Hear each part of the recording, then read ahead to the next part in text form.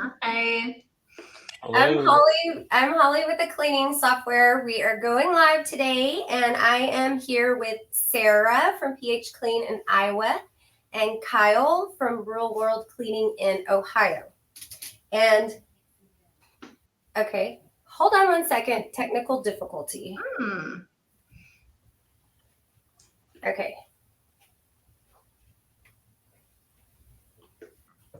Sorry. Is anybody watching and can you see all three of us? Are you sure that's right? Okay, I think we're good now. Yeah. Okay, so the purpose of the podcast is to educate and empower the residential cleaning industries, and I have brought some powerhouses here to help.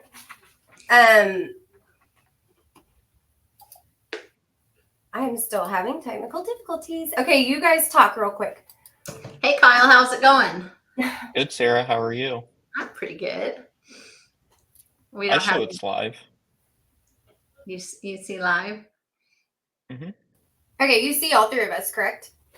Yeah. Okay, that's it. That's the wrong video. That's the live from yesterday. Shelly, she is freaking me out over here. Okay, going back to the purpose is to educate, and I've gotten two powerhouses here who have multiple locations in the Midwest, and I can't wait to ask them 1,000 questions because I have 1,000 questions for them.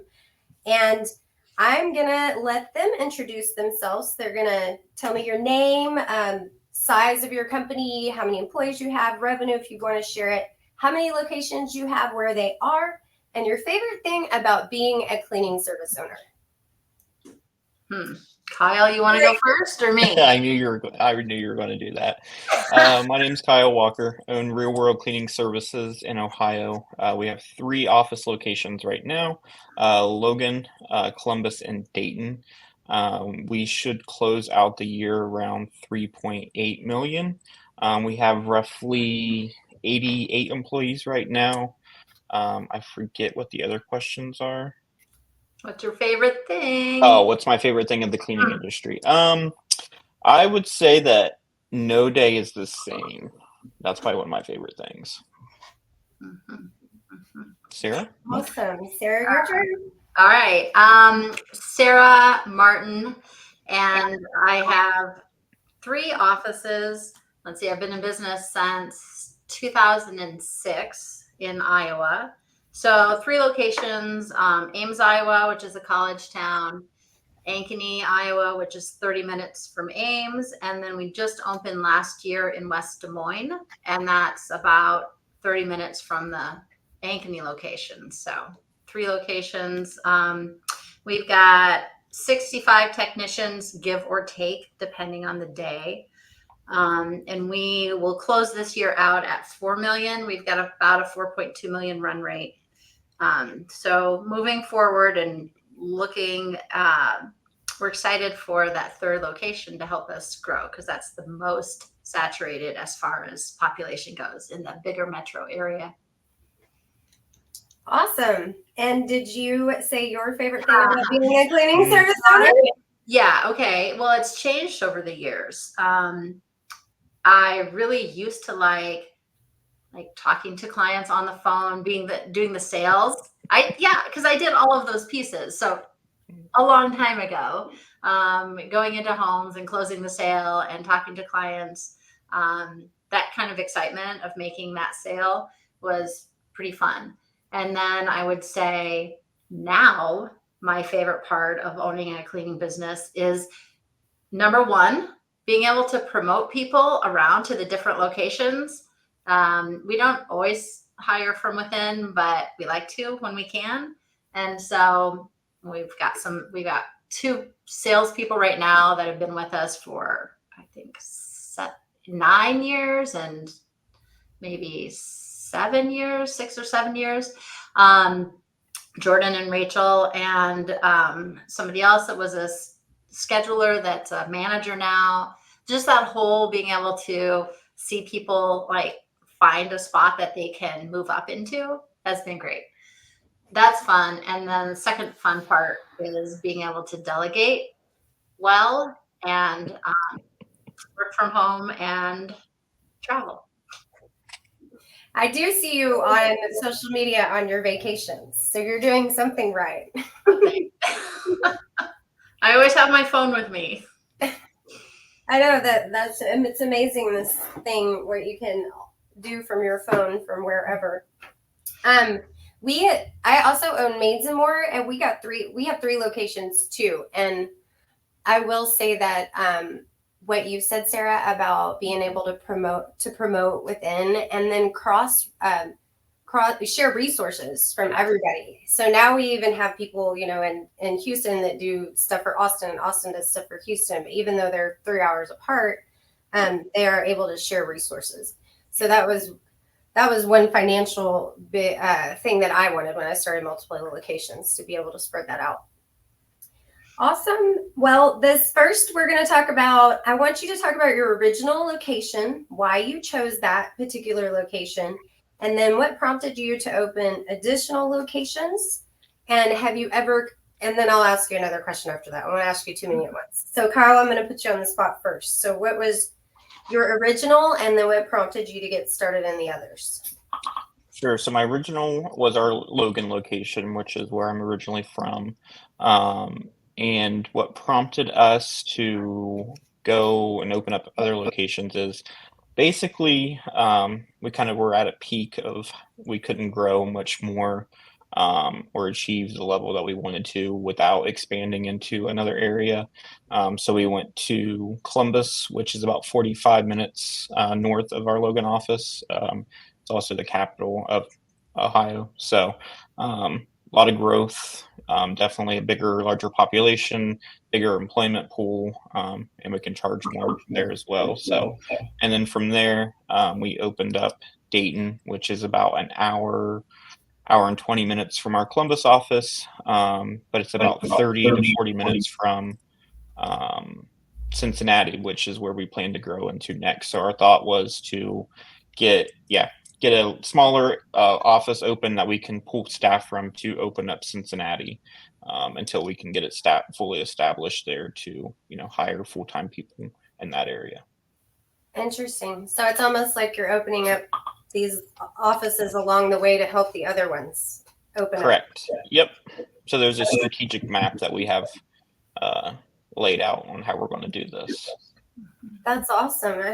You might have to share that one with me. And real quick, I just wanted to ask you a question. You said when we stopped growing, or we couldn't grow anymore in our original location. What is the indicator that told you that you were stuck? Like that you're like, I can't grow anymore in this area.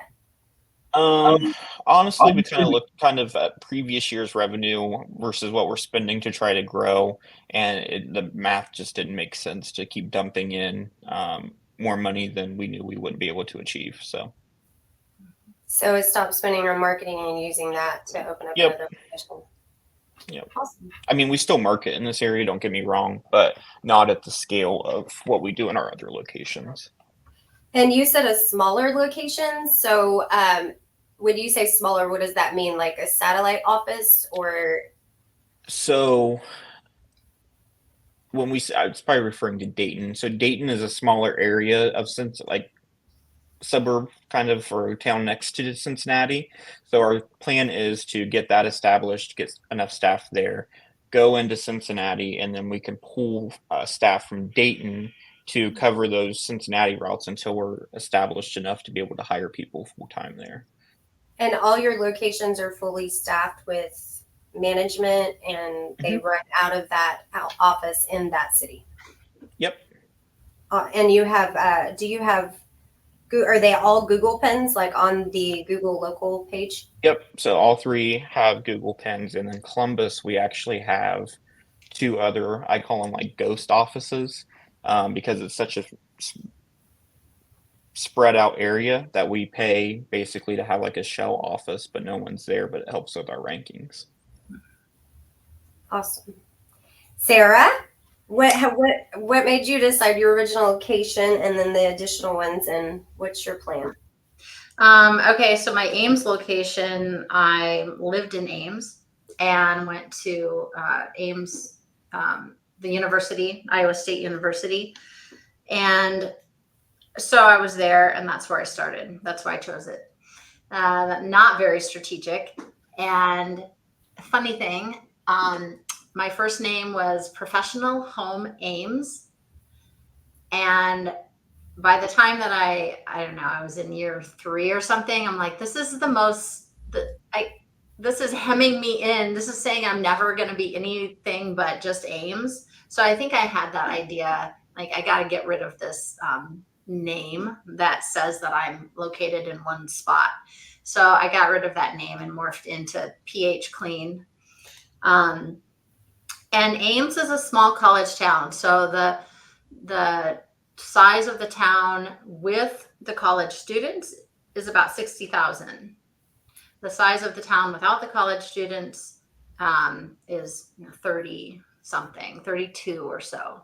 So it's super small if you think about only just being there for very long. It's small enough that the franchises don't move into it, which has always been an interesting thing because I don't have a Molly Maids, Mary Maids franchise competitor in Ames. So we were able to dominate. And then I think, when we're looking at our growth slowing down to 3%, I think it slowed down to 2 or 3%. But I could see it coming, because we had just maxed out in that area for the population. And if you go through and you do, I used to remember some Derek class, but we would do, deciding what the population, how much of that population you can grab for house cleaning. And so going through and doing those calculations, we were already way over what we would normally expect to grab for that. So looking ahead, the closest population center was really Ankeny. And so our growth had slowed down in Ames. That's really that was the main indicator, just slowing growth and looking at what is even possible in that population. And then we started with Ankeny because it's like, here's Ames, here's our bigger Des Moines Capital Metro, and Ankeny's right in the middle.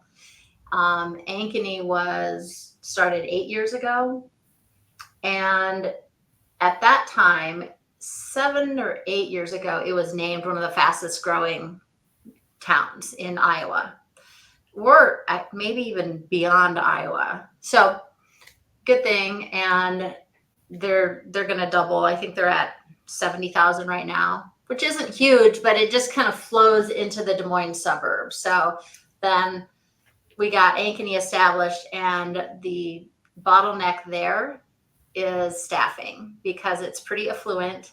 You don't have a lot of blue collar working type people that need to go get a job.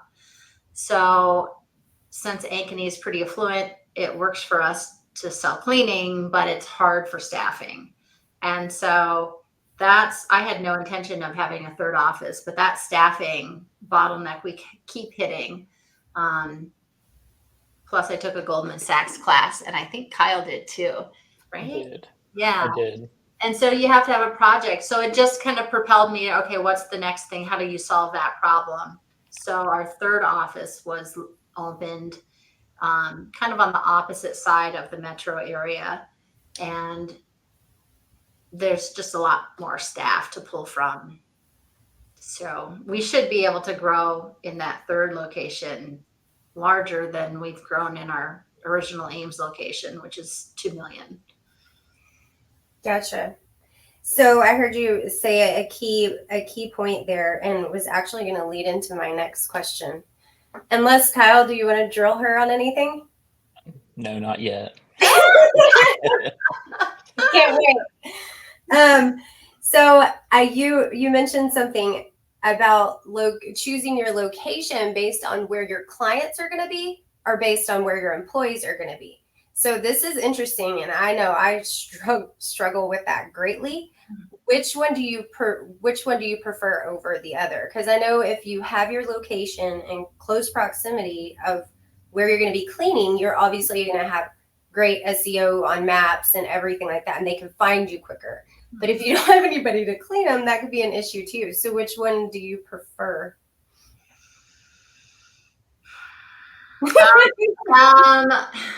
For me, the staffing bottleneck was just like there's no choosing. That told me what I had to do. That told me what we're missing. And then choosing that Ankeny is also, that second office is also small enough that the location in Ankeny doesn't matter where we're at for SEO. The location, choosing that for the third office matters. And so we did work with an SEO company to kind of, where do we want to go for the more affluent neighborhoods. So I think you've definitely got to consider both. It's a large enough population that, you know, we've got apartments around us, but we're also flowing into, it's not going to be a 20-minute drive to go to any house that we need to go to. 25 minutes would be really pushing it. So we're close enough to kind of both. When I decided to, I own both my offices in the other two towns, but this one we rented because it's more expensive. Everything there is more expensive. So we had to just the interplay between where are the clients going to be for SEO, and then how far will our staff have to drive, and then what can we afford, because you know that was a factor as well. So I'm going to say both. I don't think you can disregard one over the other. Yeah. True. I get And that. that's what I would say. Like my Logan office is teams, company cars. They come into the office each day. It's pretty centrally located where both our clients and staff are. Same because we are similar to Sarah. We just bought a new building for our Columbus office last year, and we picked a proximity of basically right dab in the middle in a town called Westerville. It's 20 minutes, no more than 20 minutes, I'd say, from north, south, east, and west. So our technicians are pretty centrally located. But like there's areas like Powell, Dublin, New Albany, which are more of the higher end neighborhoods where we wouldn't put an office there. It wouldn't make sense. So just trying to find somewhere in the middle, I would say, gives you that benefit of both worlds. So it sounds like oh, go ahead. And sorry, they're solos. So, you know, they're only coming into the office once a week, maybe sometimes twice, depending on, our Columbus and Dayton office are solos. So they don't come in, you know, every day. So it really doesn't matter, but we try to fill their schedules based on where their home is, or where they live. So that's, you know, when they go through when scheduling looks at clients, they're piecing that Tetris puzzle together to try to make everyone happy. Did y'all ever have a point where you didn't have an office, where you were maybe working out of the house? I did. I worked out of my kitchen. I started my parents' bedroom. My bedroom at my parents' house, I should say. Yeah. So you went from in your bedroom at your parents' house to 3 locations, probably 4 pretty soon, or already 4. That's crazy. So it can be done. It can. And yeah. I wanted to talk a little bit about the operational piece of locations. Like when y'all are opening these, obviously it sounds like you're sharing employees to cover different schedules if you can. So you're sharing resources as far as employees. What other resources do you guys share across locations, and how does that benefit you by having those multiple locations to be able to share those? I'll start our bookkeeping. We share our bookkeeper. We call it in our big office in Ames. Lori does an awesome job, and Daniel, our kind of our overall operations manager, he's, you know, shared. So the way we do it, just so we can do, I know that some people have a corporate label office, you know, and then they call it one profit center maybe. We just divvy up everybody who we share. So our bookkeeper, our operations manager, marketing, and sales, that those people's salaries and pay get divvied up as a percentage to each of the offices. Um, that's how that's kind of that you can do that different ways, but that's how we do it so that we can make sure that everybody's kind of carrying their equal load. But it's proportional. So yeah, those are the easy things. Anything to do with marketing, anything to do with sales. Now, we used to have sales in each office, but now we've just recently made sales more of an overall position. And we're adding Sean, who just started. I don't know if he's watching or not. He just started last week. So we'll have a sales manager, sales and marketing manager, and then 3 salespeople. So that's kind of our latest plan as far as sharing those resources and how to maximize those resources.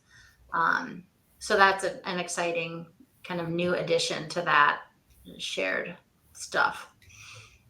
Kyle? We're set up pretty similar. Sarah finally took my advice and brought sales, all to one place versus having an individual salesperson at each location. But I thought it was more personal, but I was wrong. It's not yeah, as efficient. yeah, no. I want my salespeople focused solely on selling, nothing else. Yeah, so we're set up pretty similar. All of our I outsource my bookkeeping, so it's with our accounting firm. So they handle check-in, reconcile all that, and then sales. We have Diane and Mike. Diane's here, sits in our Logan office, but she can sell any of the 3 locations. And then Mike is actually a VA, and he works evenings and weekends. So he covers, those hours, and we're able to convert people that we normally can't reach during the daytime. And then our Dayton office kind of has like a field supervisor right now, but Talia, who's kind of like my ops manager, she oversees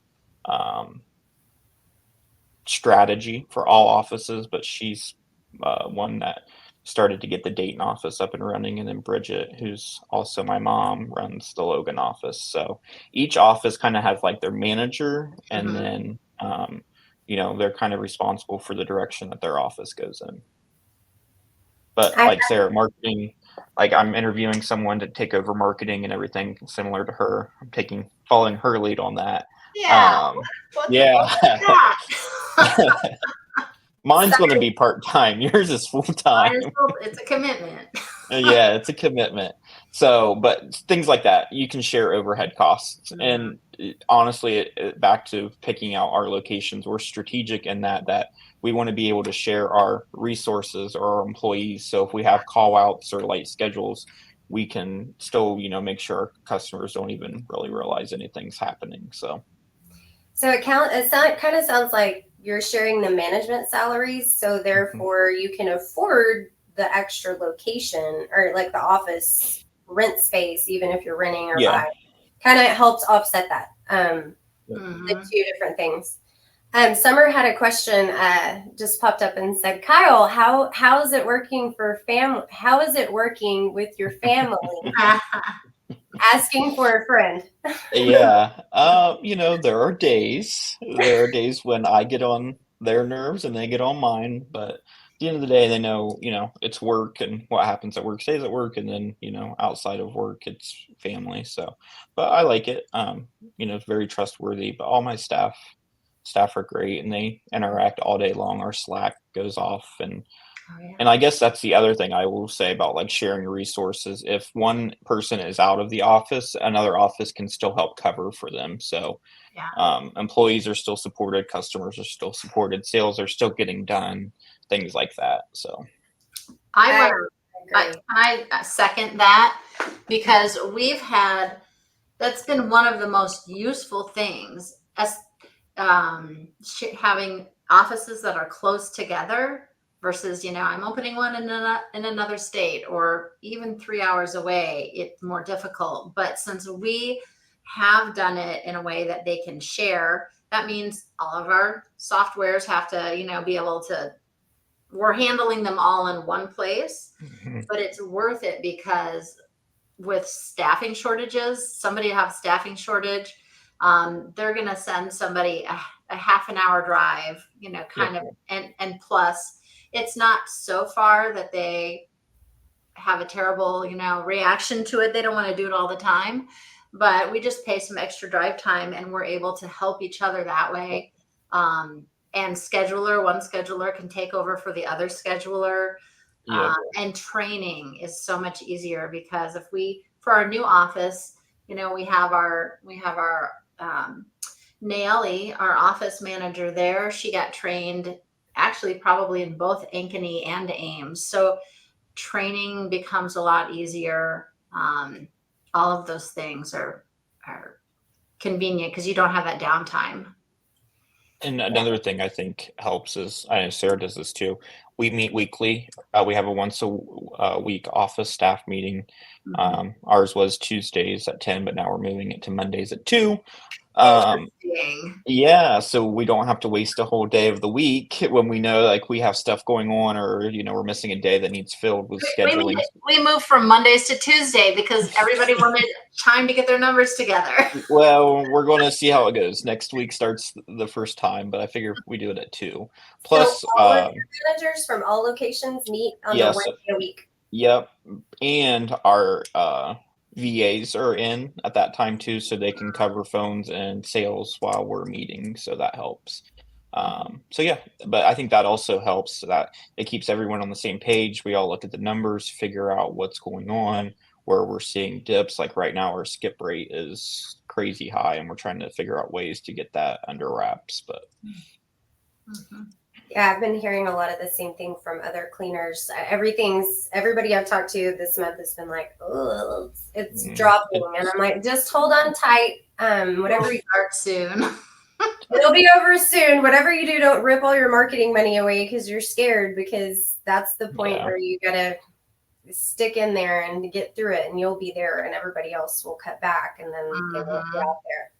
So, Sarah, Caitlin had a question for you. She said, does the one manager, I think you said, the operations, yes, does he oversee all of the GMs or all of the managers at all the locations? Yes. Yeah. So Daniel, I would say for the last year, he's been, maybe not quite a whole year, but we finally got him out of managing in Ames, and so that he is free to cover and do more operational thinking, pushing, guiding, coaching over all 3 offices.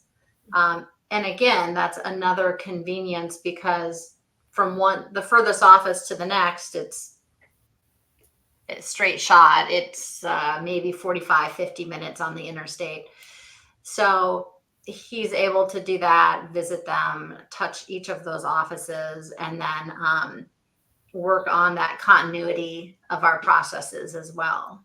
So yes, that's been a big new thing that we've been working towards, freeing him up to be able to do that.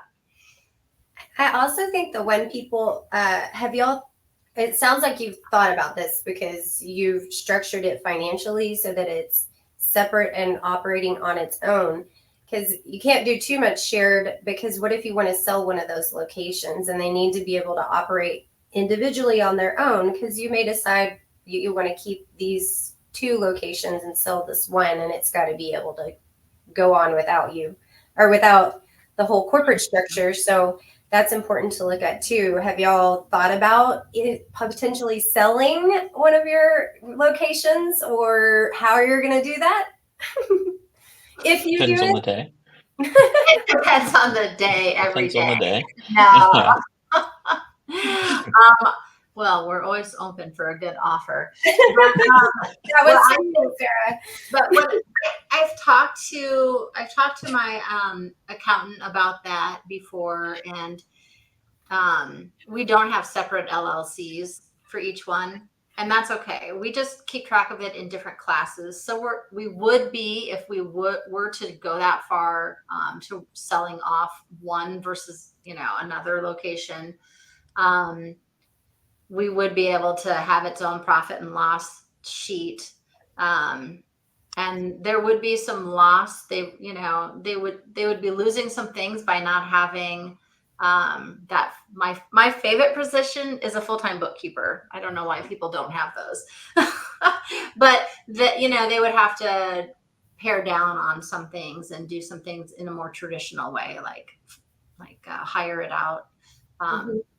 But I think it gives you a good enough view of how it's doing on its own. You have to be able to look at each one separately. Yeah, and especially like the first year, and we had already mapped out that it wasn't going to make any money.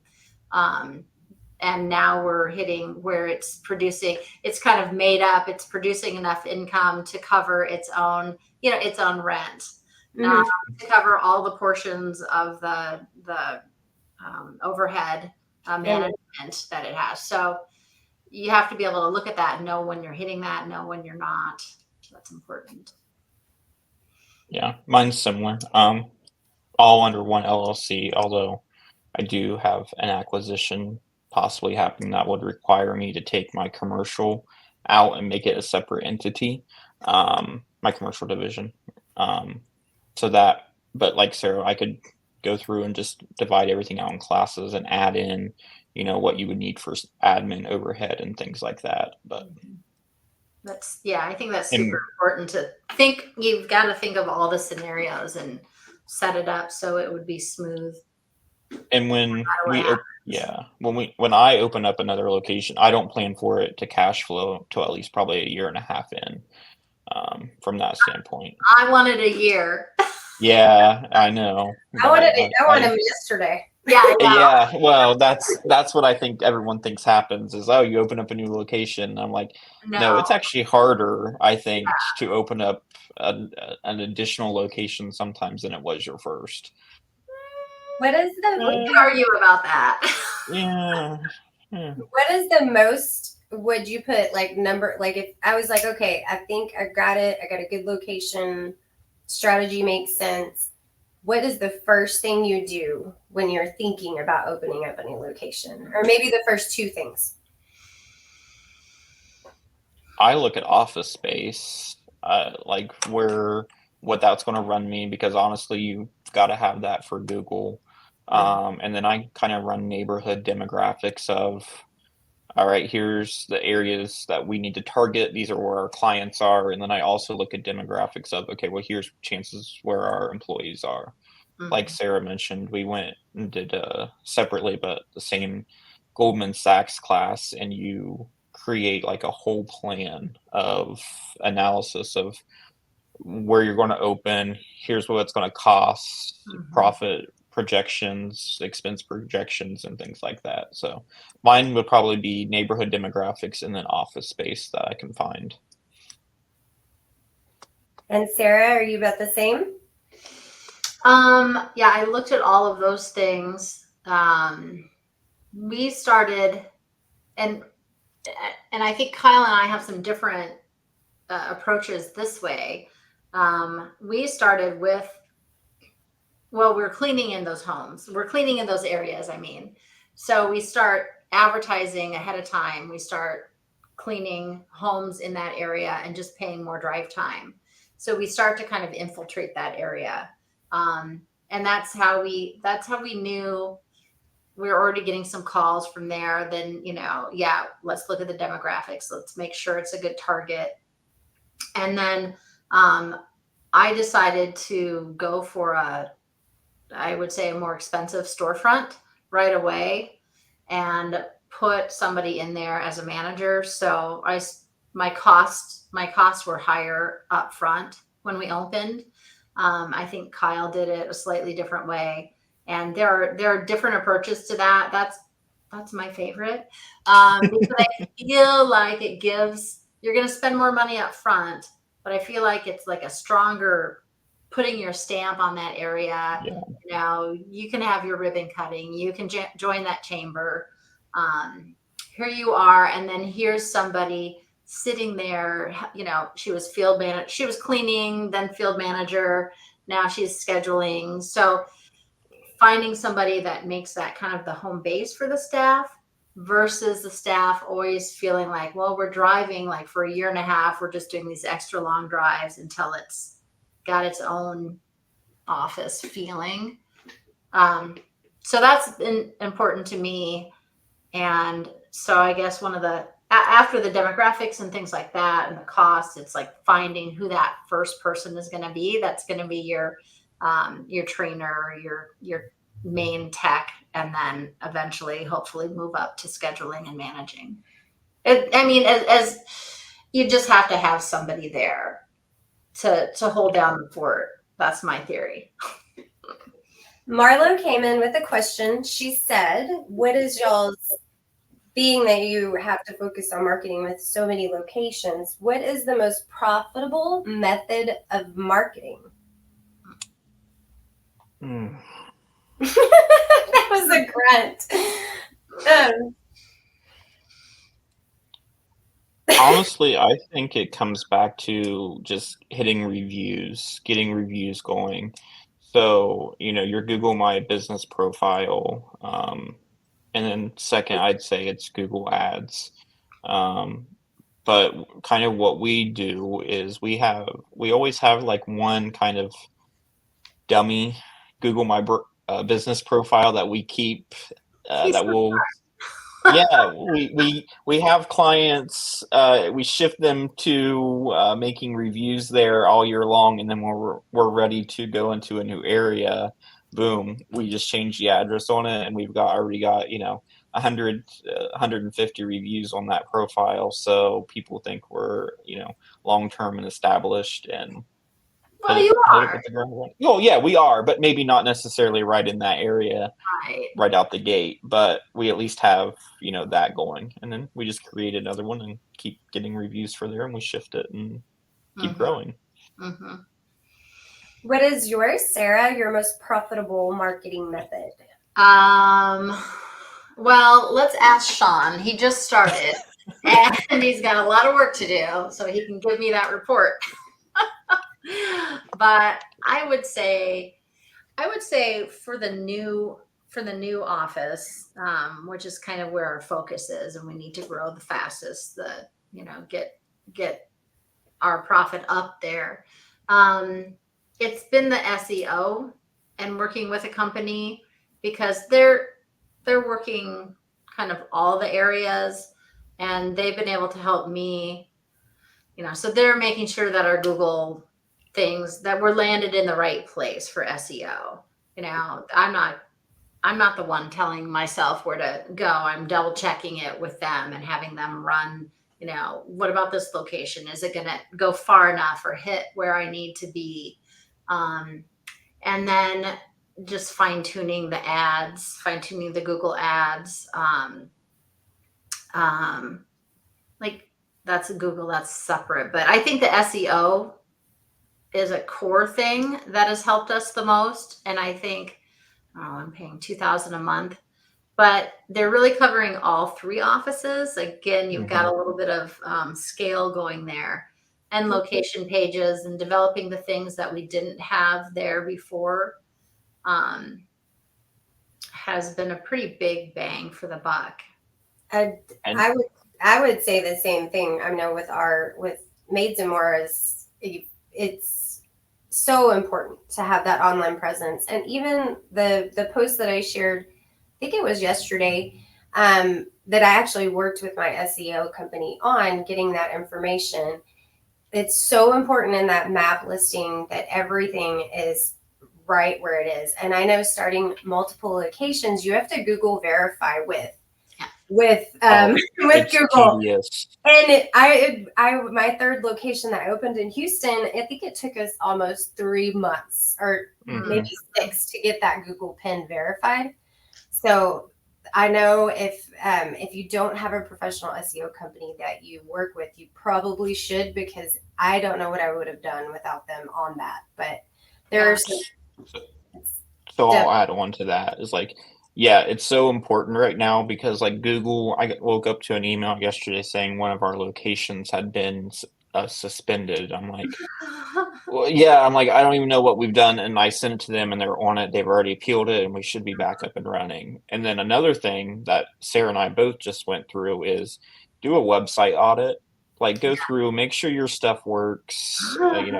Does it like she's looking at my website and saying, "Hey, this doesn't look good on mobile." I'm like, "Oh, thanks for letting me know." So, I've sent that off and we're redoing it, but she just went through her website and found out like her phone number wasn't working correctly. I was freaking out so bad because we made some change, and then there's so many there, and that's one of the other things I wanted to talk about. There's so many programs that you're working with, and you're everything's working together, hopefully. But so I made a change. Like, what would be the number at the top of my website? Well, that number turns out it wasn't ringing simultaneously the way that we thought. And so, but the point is, my SEO company, like, I'm yelling at them gently, typing furiously, like, oh my gosh, change this number. We made a mistake, and I said I wanted this number at the top, but really I want this number at the top. And I'm thinking in my back of my mind, we have it associated with the ads, and then where are our leads going, and all this money you're spending. So somebody who can help you like refine all of those little blips is really important to have. And when you're adding stuff, they were just listening to me. They were just doing what I said. Well, I was wrong. Well, and when you add locations and stuff to your website, it's going to break something. So it's best to just go through and, even weekly, make sure everything's working on your site. Have somebody else do it that has a fresh set of eyes. Self audit is better than my own audit. Self audit is good, but I never do it. And having somebody else do it for you, even if it's a friend. That's a really, really good point that not enough people bring up, because what good does all this marketing do? Spending if one, the wrong information out there, you're not getting the calls, and then two, you're not answering the phone. I'm doing that. That's next month's topic. We're going to really dive into sales and marketing. I know it's summer, and I's biggest pet peeve is answer the phone. If you do not answer the phone, you lose 70% of that sale is gone immediately by not answering the phone. So auditing your stuff to make sure everything is listed, answer the phone. On Marlo's one particular question, the best, most profitable method of marketing. So I talk to maids or cleaning services all over the nation all the time. I know another really big one is company cars. They say that they get the most return on them. Some people don't even have their, anything, their listing listed, and they're just like, our cars do all of our advertising, which is pretty genius because you got to pay either travel time or mileage or something. Well, sometimes. So that was a big one. So do you guys have company vehicles? My Logan office does. We have 15 vehicles there. And then our Columbus office has 2, probably need to get 3. And that's just one for our field supervisor for her to go out when she's doing QCs. And then we have one for like employee backup if their car's down or something out. But we do get calls that say, people, I saw your vehicles out. So nice. So why don't all your other offices have? Because they're solos. I can't do 40 company cars for 40 technicians in Columbus. Yeah. That's interesting. I never thought about that with the solo model having in cars. Yeah. And scaling. It makes sense. Do you find where those cars are driving around that you get a marketing? I mean, do you feel like it gets a pretty good return? I know. Sometimes I just get a call, or we get told, "Oh, your employee's speeding." I'm like, "Okay, well, thanks for letting us know." We'll definitely talk to them. I go back and forth with it for sure. What about you, Sarah? We've never done company cars for staff because we always have been solo. So we started that way from the beginning, and we haven't changed. And You know, who's to say? Some people feel strongly one way or the other. If I had teams, I would have cars, because why not? They have to show up, they have to get in the car, they have to drive it. But we don't have teams, and so there's really no way that makes sense to have cars. So I'm going to spend more on marketing, I guess. We have, each office has 2 logoed cars. I think so. And we do get people, you know, we're like, if you're doing a deep clean together, if you're doing a visit to a client, if you're going out and about, take that car. So I think that's important and super useful. Everybody should have some sort of vehicle like that. Yeah. I still think the perfect model is a hybrid of teams and solos. From the fact of you get different employee demographics from both. Yeah. We talked about that on the last podcast with, and I totally agree. I think it should be a combination of both, and it really just depends where you are and the culture around you and so many different things. And I think both is the answer. Yeah, and I think being open to that is important. I'm open to that. We just, you know, we're doing okay. We're pushing forward. But if I get into a spot where I'm stuck, then yeah, schedulers will have to kind of run figure it out. schedules, because they're different. Yeah. Training has to be changed and everything. Yeah. Well, we are coming close up on time, and I've prepared a fun random game. Okay, it's cleaning trivia, but it's facts you wouldn't know, and you can't Google. So when y'all get your answer, I'm going to put up the slide, and y'all get your answer and hold it up. Let me. Hold on 1 second. Let me get it started.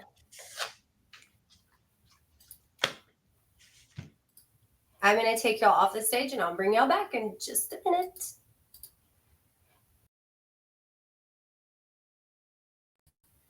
Oh. Sorry about that. Fix it full screen. Okay. Sorry, I don't know why it makes me do that. And why can't I get my? Okay. I'm laughing at Summer's comment. What did she do? What is she saying? Lord Holly and her games. What's the prize?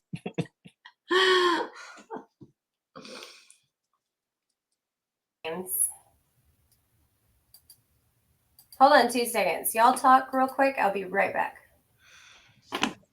This is the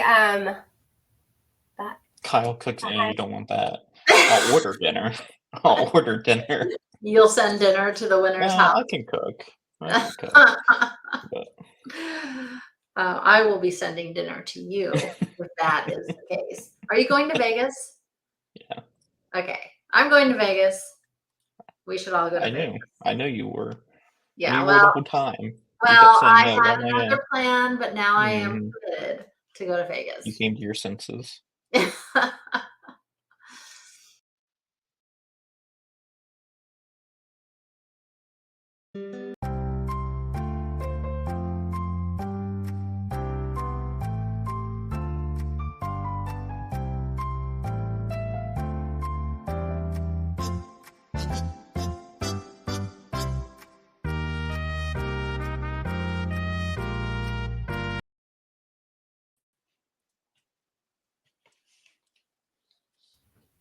What was your answers? B. B, D, and Sarah is correct. Get out of here. Yes. Get out of here.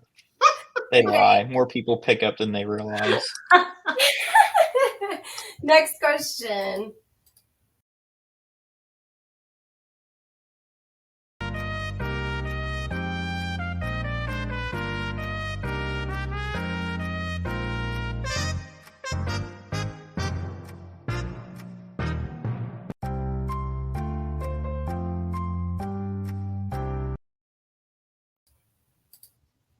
Okay. Let me see it. Y'all were both wrong. Is it kitchen? It's A, which is. Wait, that's what we said. Oh, I'm sorry. It's B. My bad. Oh, I want an audit. I was thinking it was more satisfying. Smaller area, more satisfying. Okay. Okay, are we ready? Question number 3.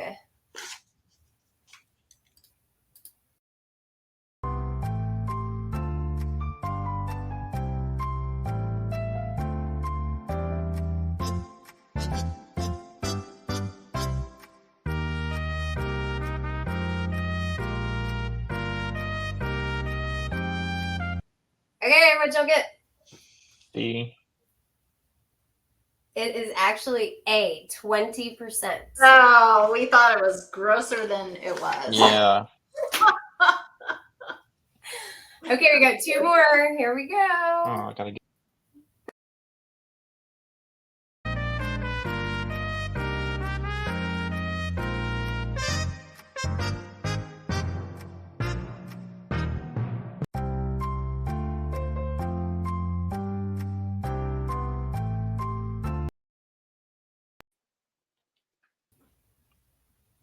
A and B. D. The answer is D. Yes. 4 feet. This one seriously disturbed me. I never thought about it I was like, oh, I don't want to think about that question. I feel like I've heard that before. I think that we had some class and had to learn that once. It's probably in Bruce's class. Yeah. I'm putting up my toothbrushes, closing the door. I'm like, oh, okay. This is the tiebreaker. It is 1-1.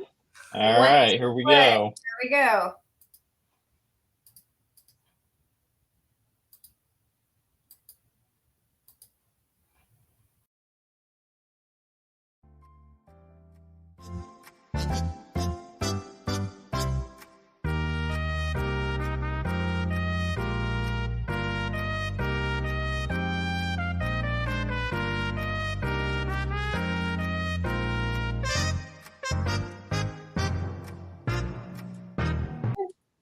Okay, what y'all think? D. D. It was actually A, bed sheets. Gross. No worries. I prepared a tiebreaker question. Oh, see, here we go. Is it what was your last week's run rate? No. Oh, out of here. This is way more fun than the same old numbers. Okay, here we go.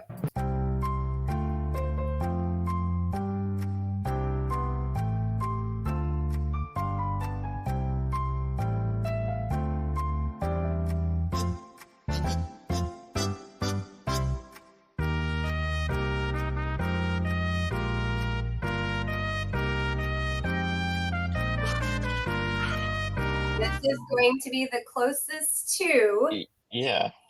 The closest to. So y'all hold it up. How many pounds? 500. I did 500. Kyle, don't be mad at me, but girls are winners. Oh. It's actually, the answer was 40 pounds, believe it or not. Oh. I feel like it'd be more than that. Those That's vacuum bags get heavy. I was trying to imagine the vacuum bag. Yeah, that's what I was like. In a year's time. Yeah. Caitlin confirmed that was totally Bruce's class, that he does bring that up. Yeah. Toilet thing. Yes. Mhm. And Right, a lot